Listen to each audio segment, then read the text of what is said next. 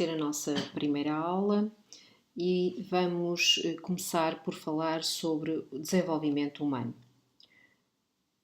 O sumário diz exatamente diz-nos que vamos falar sobre essa questão do desenvolvimento humano e vamos contextualizá-lo tendo em linha de consideração as teorias sociocultural do Vygotsky e a teoria bioecológica do Bronfenbrenner.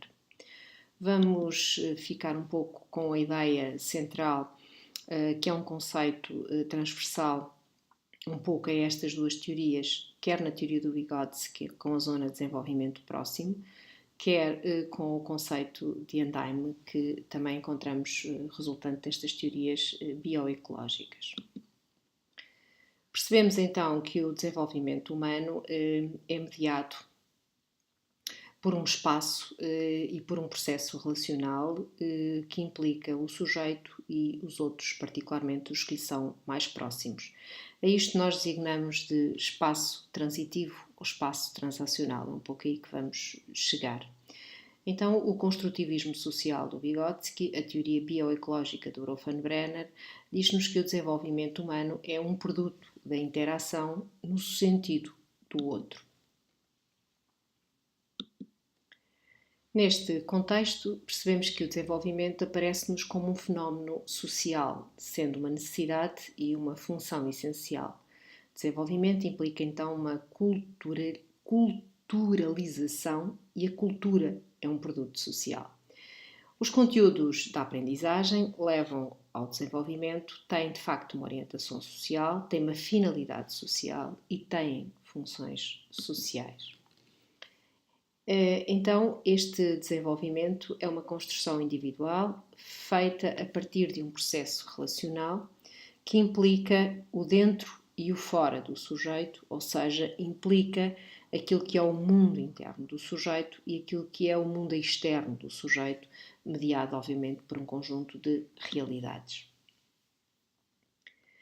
Nesta teoria do construtivismo social, o fenómeno do desenvolvimento é um fenómeno multidimensional e multidirecional.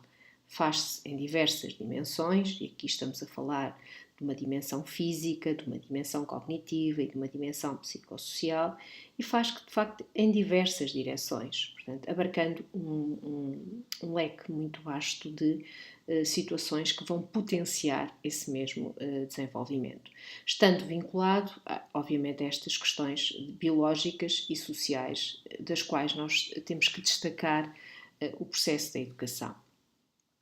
O equipamento genético, o ambiente físico-geográfico, o ambiente sociocultural, as experiências passadas formam parte integrante do ser humano e atuam sobre ele e permitem-lhe uma certa forma de interação com aquilo que são os seus grupos de referência.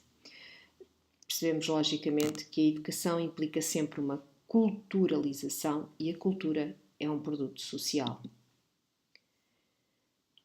Este construtivismo social considera ainda que os sistemas sociais importantes para a aprendizagem reconhecem que os fenómenos e processos educativos são eminentemente interpessoais, ou seja, implicam a relação entre o sujeito e os outros, e que a conduta do indivíduo depende em grande parte da integração com outras pessoas e com outros grupos.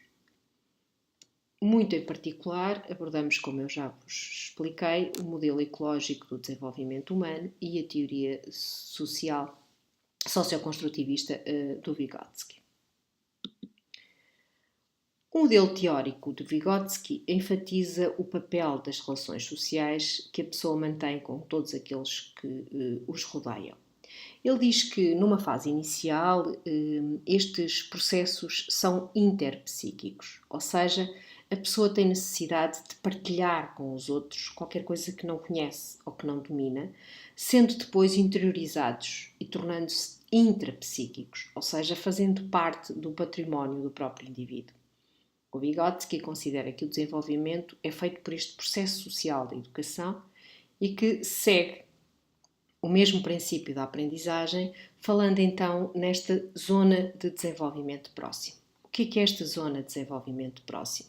É esta distância que separa aquilo que o indivíduo sabe, aquilo que o indivíduo domina e aquilo que o indivíduo desconhece e que alguém vai de alguma forma habitar este espaço, esta zona de desenvolvimento próximo, que são aquilo que ele fala dos instrumentos, de que já falámos logo no início, que vão de alguma forma encontrar estratégias que vão permitir ao sujeito que ele consiga dominar aquilo que para este autor está na tal zona potencial, ou seja, os conhecimentos do sujeito, os conhecimentos que ele tem ainda não lhe permitem dominar completamente esse mesmo conhecimento. E, portanto, a zona de desenvolvimento próximo é aquela que fica entre aquilo que é o desenvolvimento atual, aquilo que o indivíduo é capaz de fazer e domina sozinho, e o seu desenvolvimento potencial, ou seja, aquilo que alguém acha que ele vai conseguir fazer ou aprender.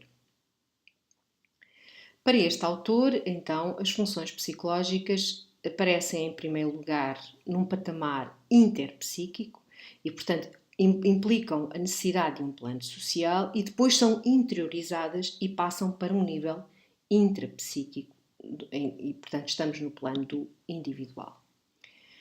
Este autor concebe ainda 2 planos para o desenvolvimento humano: a linha natural do desenvolvimento, determinada por aquilo que são as características biológicas de uma determinada espécie, que está pré-determinada como uma espécie de chamado calendário maturativo, regulado, e depois uma linha cultural do desenvolvimento que tem a ver com tudo aquilo que a cultura vai, de alguma forma, permitir que o sujeito possa adquirir e desenvolver-se num determinado sentido. Então, este conceito de desenvolvimento próximo possibilita compreender como se processa a passagem do interpessoal ao intrapessoal, pois esta zona pode ser considerada como um sistema interativo e, de facto, com um conjunto de estruturas de apoio. Esta teoria enfatiza ainda os contextos sociais da aprendizagem e a co-construção do conhecimento, porque o sujeito é perspectivado como um ser ativo. Então, nesta teoria, o desenvolvimento é considerado um produto dos contextos culturais, sociais e históricos. É um produto sociocultural, portanto, o desenvolvimento é de facto impensável à margem das formas de relação social, dos instrumentos que medeiam de origem fortemente cultural, em que destacamos em particular, e porque estamos também no mestrado de comunicação, a questão da linguagem. Aqui não é só linguagem verbal, são todos os sinais que permitem o processo de comunicação. É um produto consciente, ou seja, nós atribuímos aspectos conscientes e intencionais da atividade humana, portanto, os indivíduos têm consciência daquilo que é o seu próprio comportamento.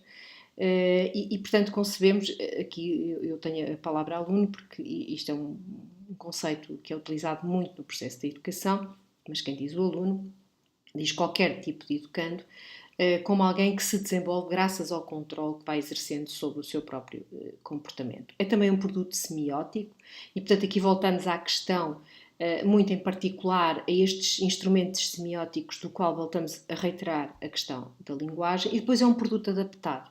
A pessoa vai interiorizando e vai se apropriando das formas de conhecimento que já existem na sociedade, e vai, de facto, vai-se construindo, reconstruindo com esses mesmos instrumentos. Este modelo dá grande relevo aos processos interativos que ocorrem em múltiplos contextos, como forma de possibilitar a promoção desta tal zona de desenvolvimento próximo. Estes processos têm sempre uma característica interativa e, envolvidos na aprendizagem, possibilita a criação de sucessivas zonas de desenvolvimento próximo. Porque a questão é esta: nós temos um desenvolvimento atual, temos uma zona de desenvolvimento próximo e temos um desenvolvimento potencial. Evidente que quando percorremos esta zona de desenvolvimento próximo, o sujeito faz todo o seu processo de aprendizagem e vai chegar àquilo que potencialmente nós achamos que ele era capaz. E esse desenvolvimento potencial torna-se um desenvolvimento atual. E então podemos criar o quê? Uma nova zona de desenvolvimento próximo. Esta ideia deixa-nos também um outro conceito, que é o conceito de participação guiada, segundo o qual a aprendizagem pode ser concebida como uma apropriação dos recursos da cultura através da participação em atividades conjuntas. As pessoas aprendem através da participação em atividades que desenvolvem em comunidades de pessoas. Como eu também vos expliquei, um dos conceitos que resulta é, de facto, este conceito de Andaime, E isto trata-se de um processo que suporta 4 fases. Na primeira delas, nós temos aquilo que se designa de modelação da tarefa pelo educador ou pelo mediador, em que, de facto, o educador ou mediador vai definir um conjunto de estratégias que vão permitir ao indivíduo passar dos seus conhecimentos atuais para aquilo que ele acha que é importante ele vir a aprender. Depois é feito um trabalho conjunto entre o educador e o educando, o mediador e o mediado, ou os mediados, que é um pouco aquele trabalho que todos nós conhecemos, não é? Que é estarmos na presença, de facto, o mediador está na presença de quem está a ser mediado, vai ouvindo ambas as partes e vai tentando recolher mais informação. Depois, o que se faz a seguir é, de facto, um trabalho no qual o educando, com outros educandos ou com outros grupos de referência, no caso da mediação, com outros grupos de identificação, o indivíduo vai, de facto, procurar encontrar esses mesmos conhecimentos e vai tentar partilhá-los e os outros vão tentar, de alguma maneira, potenciá-los. Até chegarmos, isto aqui é um pouco...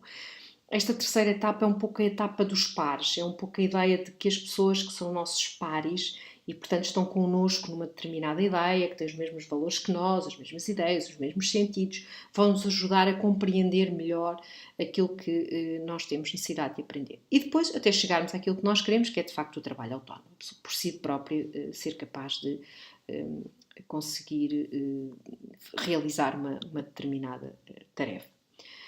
A aprendizagem dos novos conteúdos ou tarefas mais complexas exige que no início o suporte do educador ou do mediador seja maior e depois progressivamente este mesmo mediador vai cada vez mais passando para o lado dos indivíduos e dos indivíduos que estão a ser mediados, de facto, o trabalho e a responsabilidade daquilo que são os processos de aprendizagem.